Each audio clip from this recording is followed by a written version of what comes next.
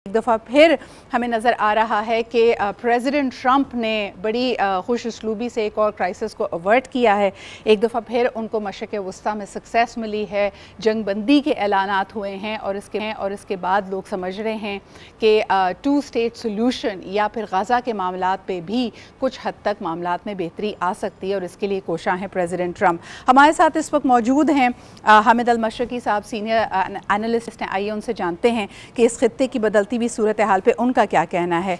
अच्छा जी, एक दफ़ा फिर बड़ी इंटरेस्टिंग बात है, नेटो के जो चीफ हैं उन्होंने प्रेसिडेंट ट्रंप को एक वालिद का सा दर्जा दिया है ईरान इजराइल कॉन्फ्लिक्ट पे। सबसे पहले हामिद साहब, इस पर आपका कमेंट चाहूँगी कि क्या वाकई चाहे पाकिस्तान भारत हो, ईरान इजराइल हो, वैसे तो तमाम कंट्रीज़ जब रिटेलिएट करती है तो वो अपने आप को सॉवरन स्टेट कहती हैं, लेकिन क्या वाकई ये वालिद, ये सरपरस्त की हैसियत प्रेसिडेंट ट्रंप पा चुके हैं कि उनके बगैर इन तनाज़ात का हल नहीं होता? और नंबर 2, इसी से मिलता हुआ सवाल कि फिर क्या यूक्रेन और रशिया के मामले को भी वो जल्द सुलझा पाएंगे? इस पे मैं कभी कभी मीम्स को देखता हूँ और एंजॉय करता हूँ। कल एक मैंने मीम देखा जी कि सदर ट्रंप एक फोन उठा रहे हैं और कह रहे हैं खुदारा मुझे तंग ना करे, मैं मियाँ बीवी के झगड़े नहीं सुलझा सकता। तो अब ये है कि उनकी जो हैसियत है वो इस तरह हो गई है कि तमाम जो बड़े झगड़े हैं दुनिया के वो खुशसलूबी से सुलझा रहे हैं। मैं समझता हूँ कि एक सिंबॉलिकली अगर उन्होंने कहा है तो उसमें कोई ऐसी बात नहीं है। बुनियादी तौर पे आप देखिए कि जिस अंदाज में सदर ट्रंप ने इसराइल को डांटा और इसराइल को लिटरली शाउट किया, that was like a father figure who is very angry on his child. और इससे तो कोई इनकार नहीं है कि बहरहाल इसराइल तो कायद-ए-आज़म मोहम्मद अली जिन्ना ने भी कह दिया था कि इसराइल अमेरिका का नाजायज बच्चा है। तो ये बात हमारे यहाँ तो हम तो, लेकिन हामिद साहब, जो मेरा सवाल है ना वो ये था कि हमें तो कहा जा रहा था कि दुनिया एक मल्टीपोलर सेटअप की तरफ जा रही है। There is no longer a unipolar all mighty US over there, बल्कि यूएस के इक़्तिसादी हालात को पॉइंट आउट करते हुए लोगों ने कहा कि एक दफ़ा फिर चीन और रशिया और दूसरे बड़े ममालिक इस रेस में नज़र आते हैं। लेकिन जब तनाज़ात की बात आई तो कंडेम लोगों ने किया, रिजर्वेशन और कंसर्न शो की, लेकिन जैसे कहते हैं ना कि बीच में पढ़कर मामले को सुलझाना या एक एक्टिव प्लेयर का किरदार सिर्फ अमेरिका अदा कर रहा है। देखिए, इसकी एक बड़ी अहम वजह है सिद्रा, वो ये कि इन्हीं की लगाई हुई आग है जो इन्हीं को बुझानी होती है। दुनिया के तीनों बड़े जो कॉन्फ्लिक्ट्स हैं वो बुनियादी तौर पर अमेरिका की लगाई हुई या नेटो की लगाई हुई।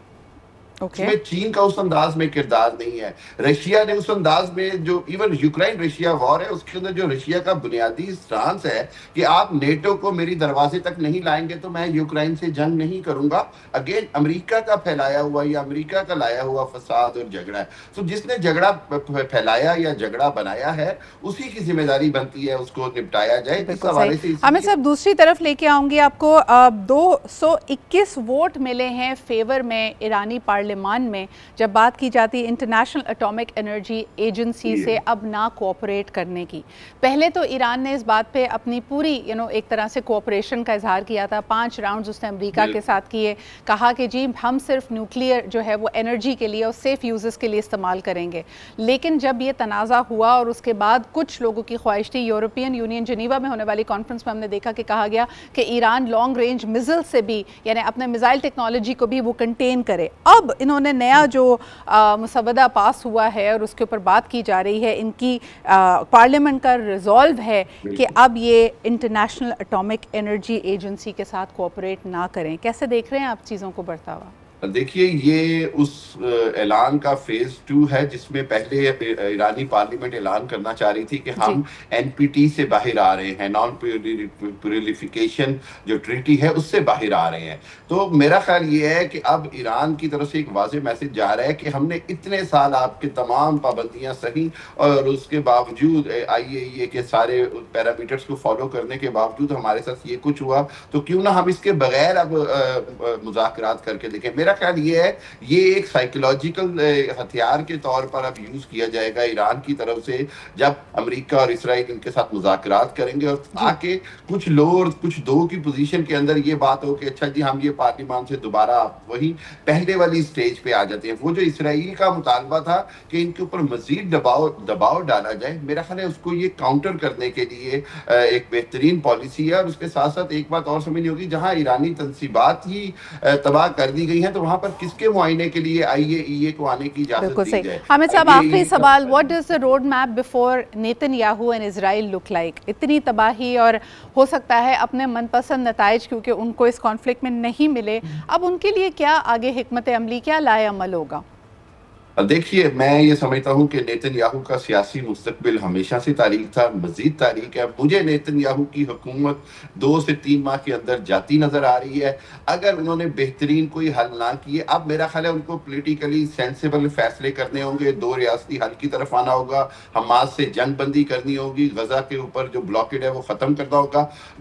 वरना मैं नहीं समझता कि आप किसी भी हालत में, इसीलिए सदर ट्रंप का रवैया बड़ा गुस्से वाला है ट्रंप नेतन्याहू के साथ, क्योंकि वो नेतन्याहू को जाता हुआ देख रहे हैं। ये वो मेरी प्रेडिक्शन है जो मैं पिछले 4-5 दिन से डिफरेंट जगहों पे कर रहा हूँ, क्योंकि मेरा ख्याल ये कि politically he did not gain anything और वो ऑलरेडी बहुत कमजोर थे। सियासत में हम अक्सर बात करते हैं, इसमें पाकिस्तान की सियासी तारीख का भी अगर हवाला दिया जाए, यू टर्न्स की गुंजाइश रखनी चाहिए। जब हम एब्सोल्यूट पोजीशंस लेते हैं तो मुंह की खानी पड़ती है। इस वक्त नेतन्याहू ने इस आग को जितना इसमें तेल डालकर इसको बड़ा कर दिया है, इजराइल की और इजरायलियों की सिक्योरिटी को जितना बड़ा हवा बनाया, अपने आप को इनविंसिबल जैसे बनाया, I think that is what has backfired badly for him. Definitely, बिल्कुल ऐसी है, बिल्कुल। और एक चीज बड़ी अहम है, वो ये कि उसने जितना इसराइलियों के अंदर अब खौफ पैदा हो गया है कि वो हमें एक झूठे हिसार में रखा गया कि हम नाकाबिल शिकस्त हैं, आयरन डोम तबाह करा दिया, सारा कुछ, उस सब ने बुनियादी तौर पर उनका कॉन्फिडेंस शेक कर दिया है। और आज नेतन्याहू एक गैर मकबूल तरीन लीडर है। और बहरहाल इसराइल के अंदर तो हमेशा से हंग पार्लियामेंट होती है, उसके अंदर गैर मकबूल लीडर के लिए, लेकिन क्या ऐसा कोई लीडर वहां पे मौजूद है? कई दफा ये भी देखना पड़ता है हामिद साहब कि जैसे मोदी साहब की एक मजबूरी है कि देयर इज नोबडी कंटेंडिंग, उनके आगे जो उनका हरीफ है वो इतना मजबूत नहीं है। नेतन्याहू के हक में ये बात जाती रही है, क्या ये हंग पार्लियामेंट में या इनके यहाँ जो सेनर वॉइसेस हैं, जो मॉडरेट वॉइसेस हैं, क्या वो इस मौके का फ़ायदा उठा पाएंगी? That is yet to be seen. मगर बहुत बहुत शुक्रिया हमारे साथ मौजूद होने के लिए। आपकी फोरकास्ट, आपकी प्रेडिक्शन मैंने नोट कर ली है। If there are any changes in Israel तो हम आपको दोबारा ज़हमत देंगे और उस पर बात करेंगे।